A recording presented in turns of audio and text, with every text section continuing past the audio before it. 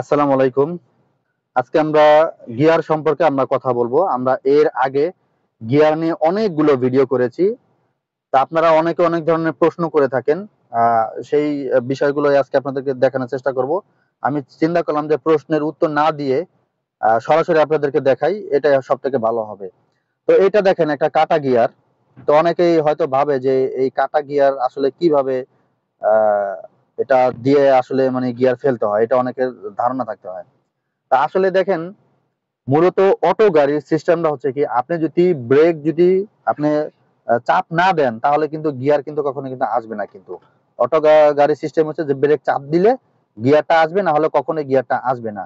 দেখেন আমি এই মুহূর্তে ব্রেকটা যেরকম ছেড়ে দিচ্ছি, আমি যদি দেখেন এটা টানাটানি করি, দেখেন এখানে সারাদিন টানাটানি করলে এটা আসবে না। তো এই মুহূর্তে যদি ব্রেকটা একটু চাপ দেই, একটু ব্রেকটা চাপ দেন ভাই, দেখেন এটা আমি টান দিলাম, এই যে দেখেন এই যে এটা কিন্তু চলে আসছে, কিন্তু এই যে চলে আসছে। এখন অনেকে হয়তো ভাবেন যে ভাই, যে এই গিয়ারটা গুলা কেমনে ফেলায়, মানে মূলত যেগুলো অনেকে আমাকে কমেন্টসে বলেছেন যে কেমনে ফেলায়। ভাই আপনি কিচ্ছু করতে হবে না, জাস্ট ব্রেকটা চাপ দিয়ে আপনি এটা এইভাবে ধরে এইভাবে টান দিবেন, মানে বামে টান দিবেন, টান দিয়ে নিচের দিকে টান দিবেন। মানে এখানে যে এই যে কাটা এদিক আছে এদিক আছে এদিক আছে, এটা আপনি কিচ্ছু করেন না, এটা অটো শিফট করবে, ও নিজেই শিফট করবে। আপনি জাস্ট বামে টান দিয়ে আপনি এই যে নিচের দিকে টান দিবেন, দেখেন এই যে নিচে টান দিলেই ওই কিন্তু চলে আসছে, কিন্তু এইভাবে চলে আসে। তো যাই হোক, আমরা এখানে একটু দেখাই। পিতে পার্কিং অনেকেই জানেন, আর হচ্ছে রিভার্স মানে ব্যাক, এনে হচ্ছে নিউট্রাল, আর ডিতে হচ্ছে ড্রাইভ মানে ডি দিয়ে আমরা গাড়িটা চালাবো।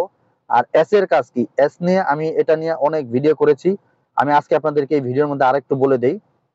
আপনি যখন ধরেন এই যে ডিতে দেওয়া আছে, ধরেন ডিতে ফেলানো আছে, ঠিক আছে, এই যখন ডিতে দেওয়া আছে দেখেন। তো ডিতে দেওয়া থাকলে এটা আপনি বুঝবেন কিভাবে যে গিয়ারটা এনে পড়েছে না ডিতে পড়েছে। তো এইখানে ড্যাশবোর্ড আছে, এই ড্যাশবোর্ডে কিন্তু এগুলো কিন্তু আবার শো করে, কিন্তু দেখেন এখানে ডি লেখা আছে কিন্তু।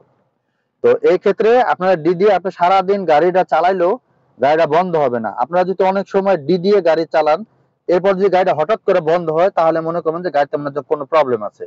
আবার অনেক সময় দেখা যাচ্ছে কি, যে গ্যাস টুনিং করা থাকলে যদি রেঞ্জটা কমানো থাকে, তাহলে কমানো থাকলে কিন্তু গাড়ি কিন্তু কেঁপে কেঁপে বন্ধ হয়ে যায়, ওই বিষয়টা খেয়াল করবেন।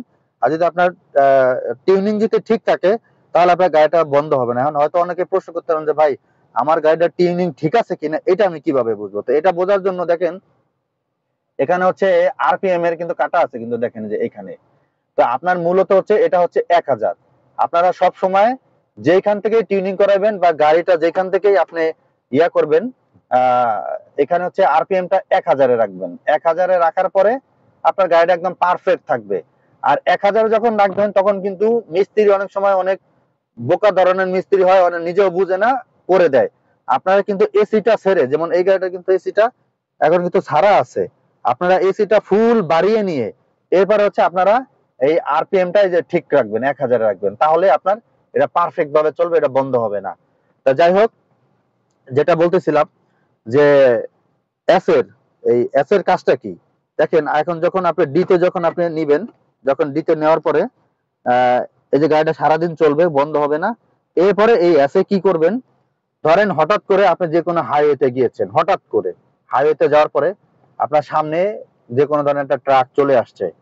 এখন আপনি ধরেন আপনি মাঝখানে পড়ে গেছেন, ধরেন আপনার বাম পাশে একটা ট্রাক আছে, আপনি মাঝখানে, সামনে যে কোনো একটা পরিবহন গাড়ি আসতেছে, সেটা গ্রিন লাইন হোক, হানিফ হোক, শ্যামলী হোক। তো ওই টাইমে ওই গাড়িটা, যে গাড়িটা আসতেছে, ওই গাড়িটার স্পিড অনেক বেশি, এবং আপনি যেই ট্রাকটা ওভারটেক করতেছেন, আপনি মাঝখানে পড়ে গেছেন, ট্রাকটা ধীর গতিতে চলতেছে। আপনার মনে হচ্ছে যে আপনি ওই জায়গা থেকে যদি একটু জোরে বেরিয়ে যেতে পারতেন তাহলে ভালো হতো, বা ওই ট্রাকটা ও আস্তে চলতেছে, ওই গাড়িটা আসতেছে, মাঝখানে আপনি পড়ে গেছেন। এখন আপনি ওইখান থেকে ওভারটেক করে বের হয়ে যাবেন, কিন্তু আপনার কষ্ট হবে, গাড়িটার স্পিডটা এত বেশি। ঠিক ওই মুহূর্তে আপনার এই ডিতে যখন গাড়িটা দেওয়া থাকবে, তখন আপনি এটা টান দিয়ে এইভাবে ধাক্কা দিবেন, এইভাবে বামে এইভাবে ধাক্কা দিবেন, এইভাবে ধাক্কা দিবেন, দেখেন এটা কিন্তু হেসে চলে গেছে। হ্যাঁ, এত চলে গেছে। তখন আপনার গাড়িটা যদি 60 স্পিড থাকে বা 80 স্পিড থাকে, ইনস্ট্যান্ট এই গাড়িটার স্পিড আরো আপনার 30 থেকে 40 স্পিড ইনস্ট্যান্ট, মানে সেকেন্ডের মধ্যে বেড়ে যাবে। যেই কারণে হচ্ছে মাঝখান দিয়ে আপনি বুম করে বেরিয়ে যেতে পারবেন, ইনস্ট্যান্ট এটা স্পিড বেড়ে যায়। এটাই কিন্তু মূলত হচ্ছে হ্যাসের কাজটা, এটা কিন্তু অনেকে জানে না। ঠিক আছে, হ্যাসের কাজ। এখন অনেকে প্রশ্ন করতে পারেন যে ভাই, তাহলে হ্যাসে দেওয়ার সময় আমরা কি ব্রেক কি পাড়া দিয়ে কি আমরা হ্যাসে দিব, নাকি আমরা এক্সেলেটার দেওয়া অবস্থায় থাকবে? ভাই আপনি ব্রেক পাড়া দিবেন কেন? আপনি কথাটা খেয়াল করেন। আপনি যখন আহ গাড়িটা স্পিডে ওভারটেক করবেন, আপনি যখন ওভারটেক করবেন আপনি হ্যাসে কেন দিতেছেন? আপনি ওভারটেক করার জন্য, আপনার তো সময় নাই, কারণ আরেকটা গাড়ি এসে আপনার মেরে দিতে পারে। ঠিক ওই মুহূর্তে আপনার কি করতে হবে, যে আপনার এক্সেলেটার যেহেতু ডিতে দিয়ে রাখছেন, আপনি এক্সেলেটার দেওয়া, তখন আপনি কি করবেন, ওই এক্সেলেটার দেওয়াই থাকবে। আপনি যখন হ্যাসে দিবেন তখন ওই এক্সেলেটার ওই চাপেই থাকবে। যেরকম আমি আরেকটু সুবিধার জন্য বুঝে দিতেছি আপনাদেরকে। ধরেন আমি এই মুহূর্তে গিয়ারটা শিফট করলাম। এখন আমি আপনাদেরকে একটু প্র্যাকটিক্যালে দেখাই। যেহেতু এসে দেওয়া যাবে না, গাড়িটা টান দিলে গাড়িটা দৌড় মেরে চলে যাবে, এটা দেওয়া যাবে না। তো আমি হচ্ছে এই ব্রেকটা ছেড়ে দিলাম। ছেড়ে দেওয়ার পরে আমি একটু একটু এক্সেলেটার একটু চাপ দেন, হালকা একটু চাপ দেন, হালকা, হ্যাঁ হালকা একটু চাপ। এই যে যেমন এক্সেলেটার আমি গাড়িটা চলতেছে, গাড়িটা চলার পরে মনে করেন এটা ডি, আপনি মনে করেন এক্সাম্পল এটা ডি, ওই এক্সেলেটার ওই যে এখন যেরকম পাড়া দেওয়া আছে এরকম চাপ দেওয়াই থাকবে। আপনি জাস্ট হ্যাসে দেওয়ার সময় গিয়ারটা শুধু টান দিবেন, ওইটা কিন্তু এরকম দেওয়া থাকবে, কিন্তু খেয়াল করেন এটা এরকম দেওয়া থাকবে এক্সেলেটারে। আপনি জাস্ট হ্যাসে যখন টান দিবেন গিয়ারটা শুধু ধাক্কা দিবেন, বাস এইটুকু আপনার কাজ শেষ। তো এই হচ্ছে গিয়ারের প্রশ্ন। এরপরে আমার গিয়ার নিয়ে অনেকগুলা ভিডিও করা আছে, হ্যাঁ।